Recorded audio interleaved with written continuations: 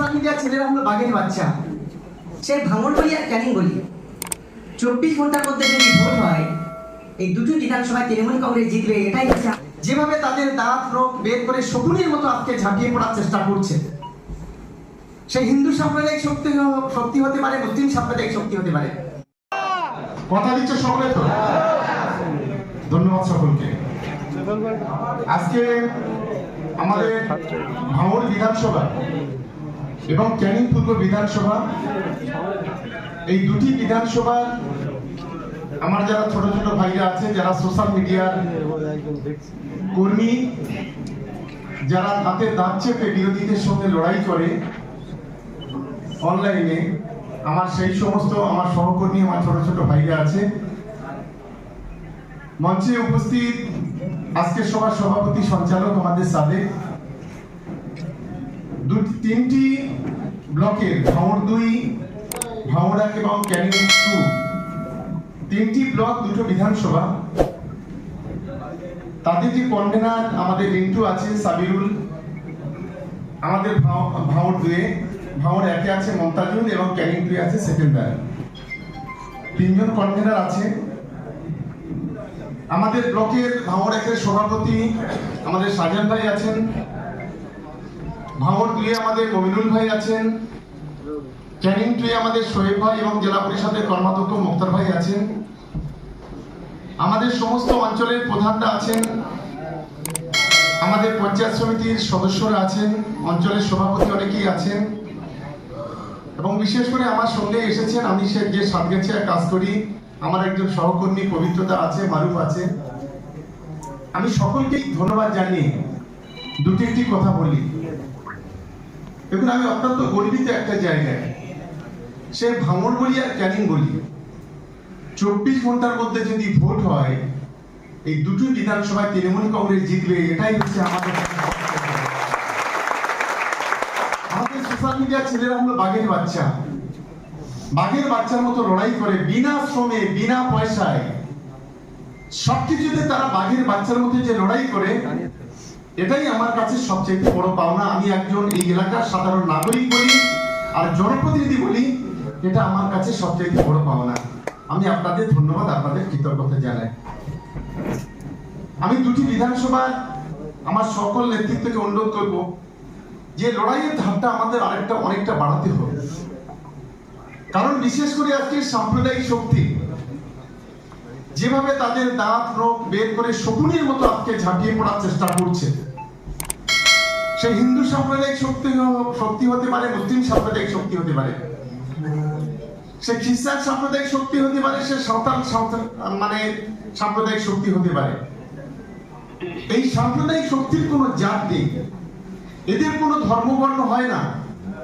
এরা সমাজটাকে ধ্বংস করার জন্য, সোসাইটিকে ধ্বংস করার জন্য, দেশকে ধ্বংস করার জন্য, যুব সমাজকে বিপদে পরিচালিত করার জন্য, যুব সমাজকে ধ্বংস করার জন্য, তরুণ সমাজকে শেষ করে দেওয়ার জন্য তারা যে কোনো সময় যে কোনো সিদ্ধান্ত নিতে পারে।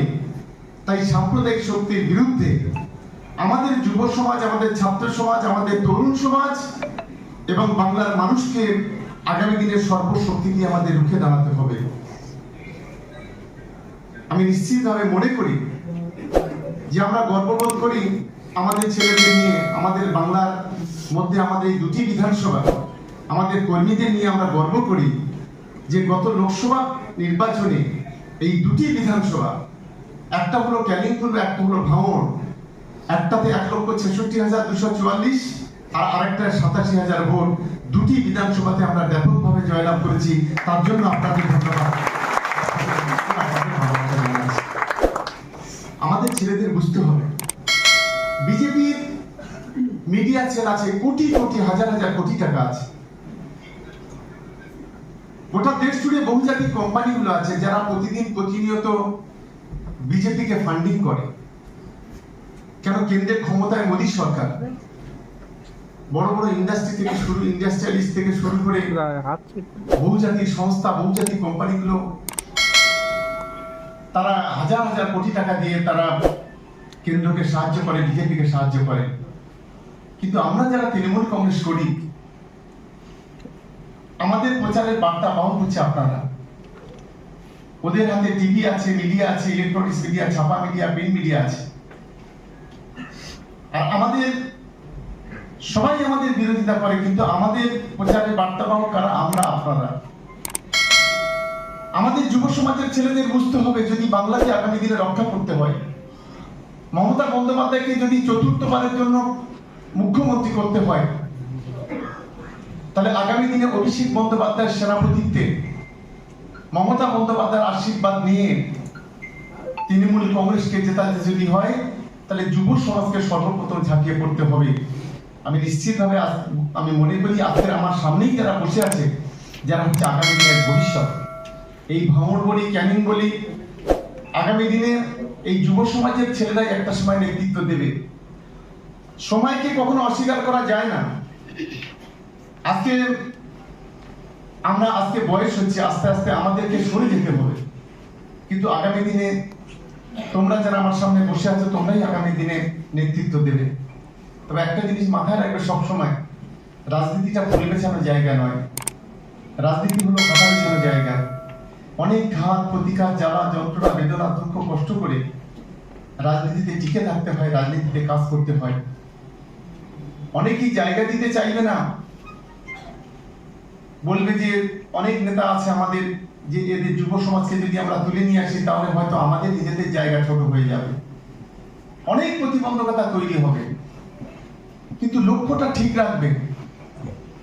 স্বপ্নকে যদি বাস্তবায়িত করতে হয়, মানুষের সেবা যদি করতে হয়, যতই ঘাত প্রতিঘাত, জ্বালা যন্ত্রণা বেদনা আসুন না কেন, সকলকে ঐক্যবদ্ধভাবে লড়াই করে গণতন্ত্রকে প্রতিষ্ঠা করার জন্য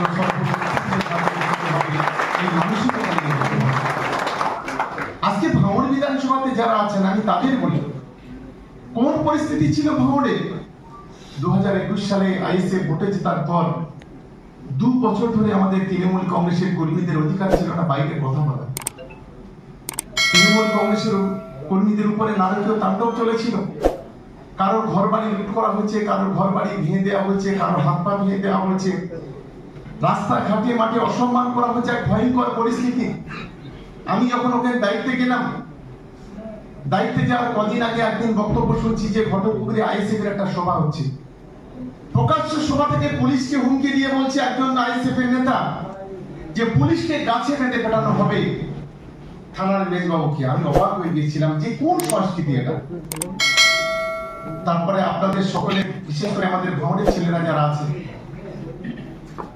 আস্তে আস্তে আমি যখন দায়িত্বে যাই, আস্তে